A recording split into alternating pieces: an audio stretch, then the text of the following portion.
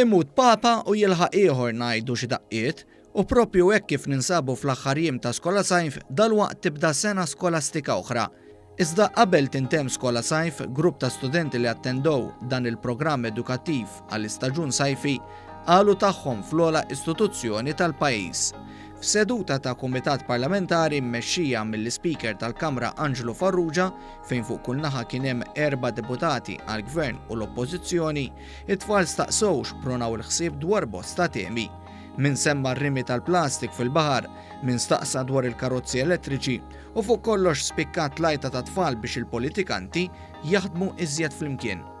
Dawn li huma meqjusa l-mexxejja ta' għada wkoll taw preżentazzjoni dwar il-ġejjin li xtuq jaraw fuq il-pjaneta li l-koll nieħdu n-nifs minnha. Jiena tarbija u anke u jiena tibja u veru kull jiex fuq jibda sajf u mbagħad forsi jikber. Pereżempju jien narmi u xilqam.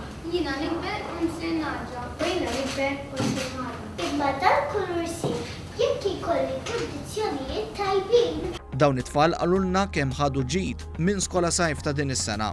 Is-sessions tal-public speaking għenuni biex nkun ikolli iktar konfidenza meta nitkellem. U Skola Sajf issa ħadd intemmu ħadna ħafna pjaċir bnejt relazzjonijiet ġodda. L-ewwel ġurnata li l-misċiet tajt li fuqha ħassejt li proud li nnifsi li għażlu lili u li sejra l-Parlament. Ħadd gost ħafna. Ma setax jonqos li nsaqsuhom dwar l-eluq ta' Skola Sajf, iżda fuq kollox il-bidu ta' sena skolastika ġdida. Min eċitatu bil-frifeġġo fih u min ferħan se jtira x'se jerġa' jiltaqa' ma' sħabu. Peress li nisir Reform 3, jiġu n-nies minn ta' Pawla.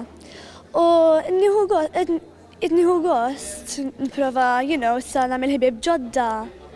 U, esperjenza ġdida. Qed nieħu pjaċir li wasal ix-xitwa għall-iskola, nixtieq imur l-iskola nerġa' nara l-ħbieb, nitgħallem iżjed. Naqatent għax ħatarġa tibda l-iskola, nibdew nippreparaw, kodba.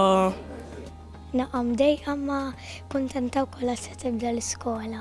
Din l-attività mtella minn Skola Sajf saret kollaborazzjoni sħiħa mal-Fondazzjoni għall-Ġid tas-Soċjetà u l-Speaker tal-Kamra tar-Rappreżentanti. L-Speaker Anġlu Farrugia fisser kif b'din il-laqgħa hemm iżjed għarfien soċjali fost it-tfal.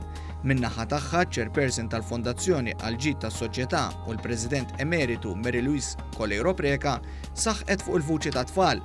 Qalet li bosta tfal semmew il-vjolenza li sfortunatament għadha preżenti fit-tfulija minkejja li l-pajjiż issa ilu 6 snin li leġisla kontra swat fuq il-minorenni. Hija temmet tgħid li huwa sabiħ li tfal jidħlu fi dialogu sabiħ mal-leġislaturi tal-pajjiż.